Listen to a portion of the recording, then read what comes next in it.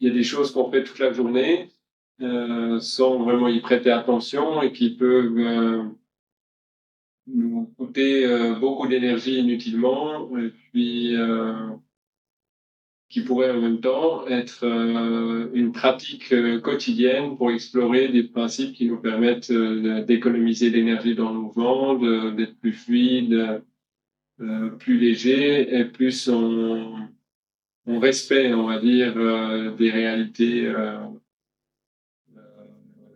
de notre corps. En fait. Donc, il s'agit de s'asseoir et se lever.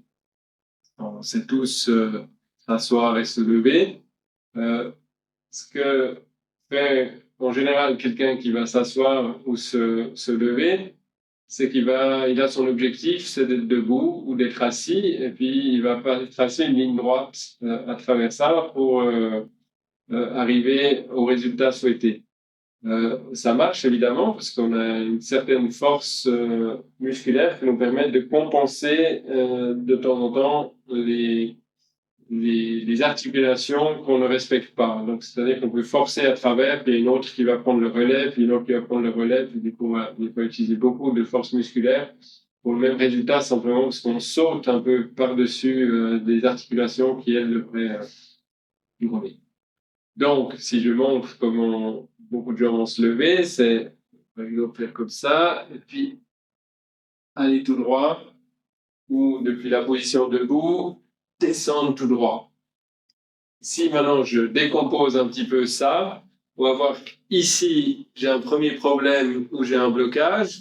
Donc, je peux me hisser par-dessus en utilisant beaucoup de force dans mes cuisses.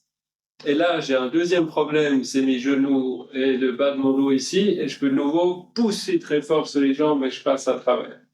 Et au final, j'ai utilisé deux grands groupes musculaires pour me hisser à travers des blocages articulaires.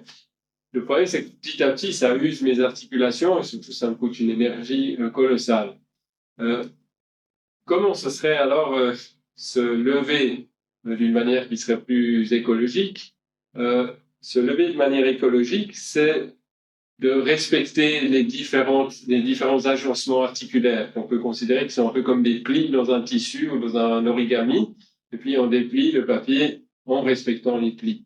Donc là, mon pli, il est ici, il est ici, il est ici. Donc, il s'agit de se lever. Si je vais là, je peux forcer ici à travers, mais je vais forcer tous les plis en utilisant de la force pour passer en escalier par-dessus. Quand je suis comme ça, je vais essayer simplement d'aller d'abord dans le sens du pli. Le problème, c'est que ça va m'enlever de mon objectif. Mon objectif, c'est peut-être d'aller là-bas. Et en fait, je vais commencer à aller dans l'autre sens. C'est-à-dire que je vais d'abord aller dans ce sens-là. Ensuite, je peux me retourner jusqu'ici. Et ensuite, si je voulais continuer à aller là-bas, je devrais d'abord revenir un petit peu ici. Et ensuite, je pourrais me déplacer là-bas. La même chose pour s'asseoir. Au lieu de forcer de nouveau ici, mes plis ils sont ici. Donc, je devrais faire une rotation. Je peux de nouveau forcer et puis encaisser l'impact de ce que j'ai forcé, que je n'aurais pas pu amortir vu que je n'avais plus de disponibilité corporelle pour amortir, ce qui peut faire des blessures à la nuque, par ailleurs. Donc ici, je vais respecter le pli, je vais plier jusqu'ici. Maintenant, ici, je suis au bout, donc je vais simplement suivre la suite, et la suite, et la suite, et la suite, et la suite, et la suite.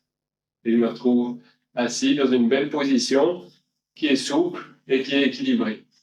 Alors bien sûr, beaucoup de gens me diront, mais moi je ne peux pas me lever comme ça, je suis au travail, je ressemble à quoi? En fait, on n'a pas besoin de faire tout ça. Je vous caricature tout ça pour vous le montrer, pour que schématiquement vous puissiez comprendre, mais ici, j'ai respecté toutes les articulations. Ça ne se voit pas. Je peux même le faire encore plus petit, mais quelque part à l'intérieur, je fais tout ça.